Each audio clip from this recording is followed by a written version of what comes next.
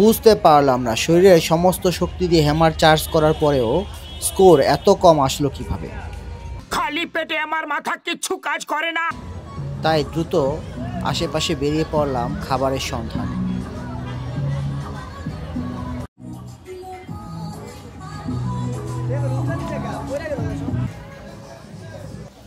একেবারে গরম তেলে ফ্রেশ ফ্রেশ কাঁকড়া ভাজা হচ্ছে, দেখতে খুব রিফ্রেশিং লাগছিল। কিন্তু আপাতত কাঁকড়া খাওয়ার কোনো ইচ্ছা নাই। কোনো একটা ফিশ বারবিকিউ খাবো এরকমই মনস্থির করেছিলাম, কিন্তু এখানে ফিশগুলা দেখতে ভালো হলেও টোটাল প্রসেসিং টাইমটা বেশ সময় নেয়, প্রায় 30-35 মিনিটের মতো। এত সময় আমাদের হাতে নাই, তাই আপাতত ফিশ বারবিকিউ খাওয়ার পরিকল্পনাটা বাতিল করে দিলাম। এখানে কি আইটেম এটা?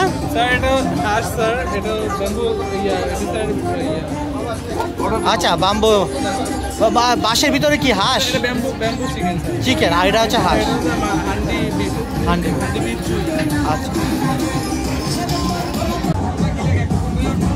ঠিক আছে, তাহলে আমাদেরকে 2টা রাজহাঁসের দেন, আর হচ্ছে সরি একটা হাঁস দেন, আর 2টা রুমালি রুটি দেন। হ্যাঁ, কতক্ষণ লাগবে ভাইয়া?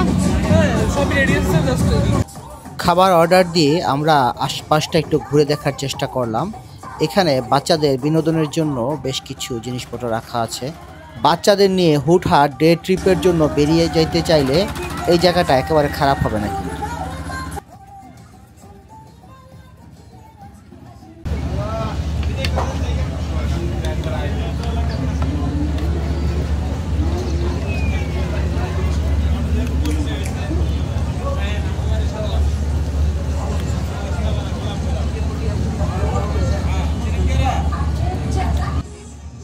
দেখেই মনে হচ্ছে বেশ মশলাদার, এবং কেন যেন মনে হচ্ছে বেশ ঝালও হবে।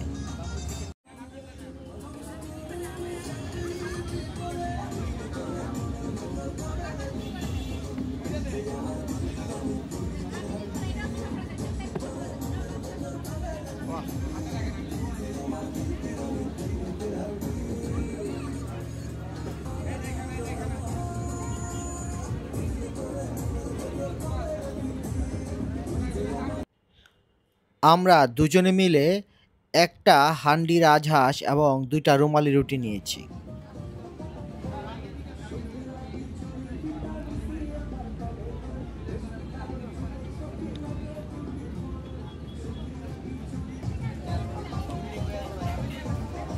যেমনটা ধারণা করেছিলাম, এটা যেমন গরম তার চেয়ে অনেক বেশি পরিমাণ ঝাল। রান্নার একটা ফর্মুলা আছে যে আপনি যদি আপনার রান্না নিয়ে একটু সন্দিহান থাকেন তাহলে বেশি করে ঝাল দিয়ে দেন, স্বাদ এমনি এমনি চলে আসবে। আমার ধারণা এরা এই ফর্মুলাটা এখানে অ্যাপ্লাই করেছে।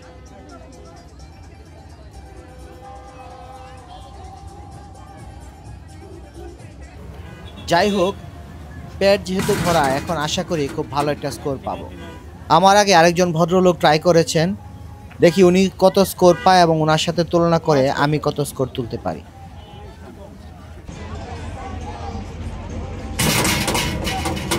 সত্যি আগে থেকে ভাই।